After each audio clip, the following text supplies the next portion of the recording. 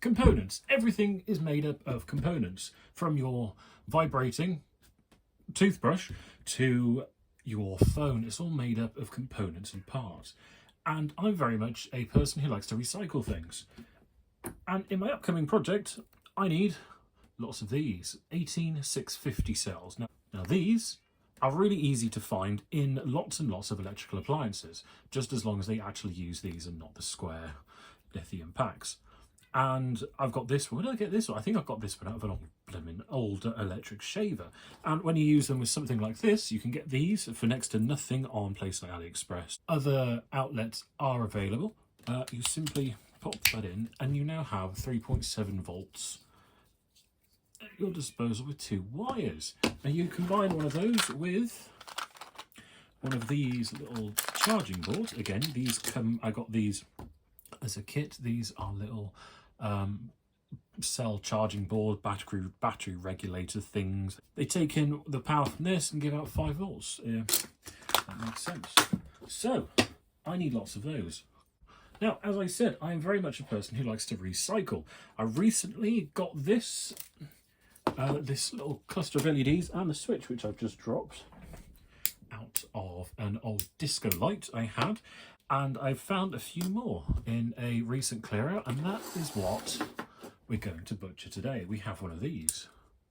It's dead. This is an old American DJ. What is it?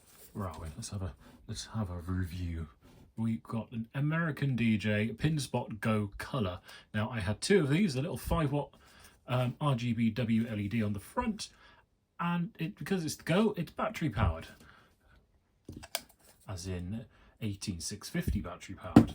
And I also have one of these, which I butchered a long time ago for a project. I took all the lenses out because I needed them more light.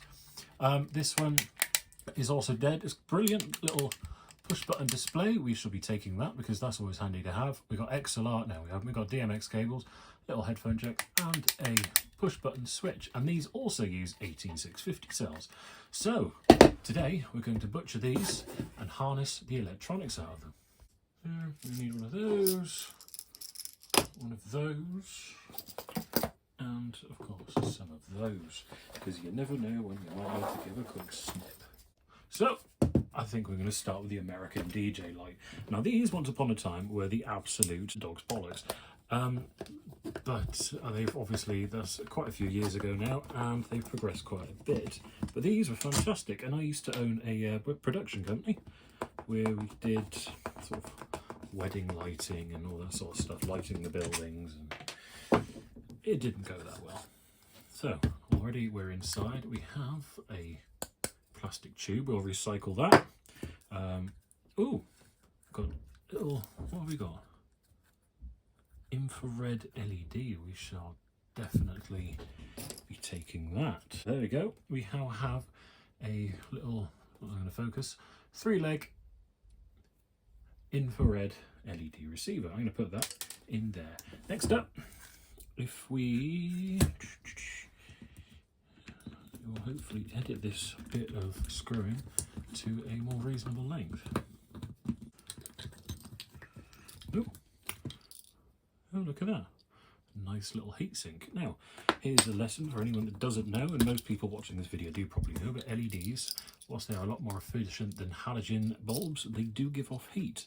But unlike normal bulbs, they give off the heat from the back. So that's why the little heatsink was up against that. And I'm guessing this is some sort of plastic or ceramic, or there's something just to protect the batteries, which we need, from the heat of the LED, because as a 5-watt LED, it'll kick out a surprising amount of heat. So pull that as the battery is disconnected. Screw these.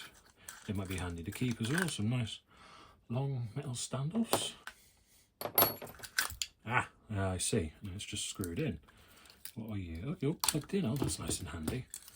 Now, one thing American DJ did pride themselves on, and it's very visible here, is the ability to quickly repair and replace parts on your lights, which I can see, because look at that. Nice little rocker switch with a nice 2-pin plug on the end. That'll be very handy. I'll tell you what else I'm going to do. I am actually going to keep the wires. So, snip, snip. I'm also going to take that because it's always handy to have a cable with a nice 3-pin plug on the end. So I've got the battery disconnected and we are at, where are we? It is, I don't know if you can see that, it's actually 11.1 volts at 2,200 milliamp hours. And what this basically is just 3 18650 cells. Now don't do what I'm about to do. Like, no, seriously, no, put them down. Don't do this. I'm a professional idiot. I can do this. You can't. Don't be silly. Don't come near these batteries with sharp implements. It doesn't end well. And we were talking end well, I mean like big bangs and smoke and fire and very, very angry neighbours. There we go, we can see. Open it up, we have a 3 18650 cells at 2,200 milliamps each. Again, focus might help. And we also have a 3-cell battery management board. That might be quite handy to have in a project as is. So I'm actually going to leave those like that. A nice 11.1 volt, maybe for a drone or some other videos that I might be coming up with in the future. Oh, spoilers! Moving on. So in my point of this video, which is the greatness of being able to recycle bits and components from broken products when you do stuff like this, is we have gotten from this simple little light, which was dead and just going to go in the bin, we've got 11.1 volt, a 3-cell battery, which is actually 3 18650 cells, very blurry 18650 cells, which can be obviously taken apart and used on their own. We've also got some wires with the plugs. We have a little infrared receiver, again with a 3-pin, very handy. A nice rocker switch with a plug already on the end, again very handy, and a little alley heatsink, because who doesn't like a nice aluminium heatsink? So yeah, I think that's the point I'm getting at so far in this video, is the importance and the easiness of being able to recycle components out of different projects. Should we move on to the next light? So next up is this one. Now this one I'm going to take a few more bits off of, but we shall start with undoing the screws. There we go. Apparently I just used 2. Someone may have been in here before, and that someone is me. Straight away, look, we've got another little infrared receiver, which is very handy. So we'll get our Snippington devices, snip that off, and straight away we have an entire bundle of cables. We also have, again, 3 cells, so I'm thinking we're at 11 volts again. Oh, we have a Gilder cell, 11.1 lithium-ion battery. Oh, I didn't like that sound. It's basically the same battery, again with 18650 cells in it. There we go. Although that might be quite handy, again with the nice little 2-pin plug on the end. We've got 11.1 volts. Moving on, we go into these screws. And here we actually have the RGB and WLEDs. Now I'm going to keep this as is, and then when I need them, I'm just going to desolder them, because these are, I don't actually remember the wattage of these. So as I need them, I'll just desolder them, or I'll use the whole board. Again, another project, you never know. But so yeah, we're going to keep all of that, and I'm just going to pull the plug. Inside we've got, again, we have the, have you seen, oh look at how they've done that. It's all out of focus. iPhones do not focus anymore. So what they've done is they've literally taken this, and you can see they've bent the legs. Now you can see anything if it's focused, or if you've even seen anything this whole time. They've bent the legs of the actual pin, just shoved it through a plug. That's actually really quite clever. So that is our DMX plugs. That's actually a really handy thing to keep as well, just like that. So that's coming with me. Into the pile it goes. Next up, I want these. I want this display with the buttons, because that might come in handy for a future project. I think that's amazing, that board. So this is the controls, everything for that light, and it's pretty standard board. I can imagine this is used in a lot of different products. So we've got 12 volt LED output, we've got our DMX input, and then the magical plug for magical people. Now I'm wondering if at some point, not today, I'm going to be able to desolder these switches and desolder this display, because that would be a really handy thing to have. But again, not tonight. If in case you hadn't noticed, I always upload late at night or early in the morning, and the reason is because I film these late at night, because that's the only time I have to myself. He says, throwing the thing across the room. Oh, rips. Now, the very last thing I need to get out is these two. As the wise words of Mr. Big Clive once said, one moment, please. Right, I've got those two out. I've got the push button switch and the jack plug out, and I had to pause. That got not very family friendly, shall we say. I had to use large tools. I'm actually impressed by how well that was in there.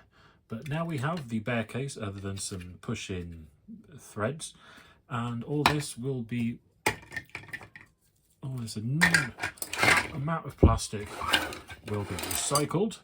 All the metal will also be recycled. Let's have a quick tidy up and see what we got from this little haul.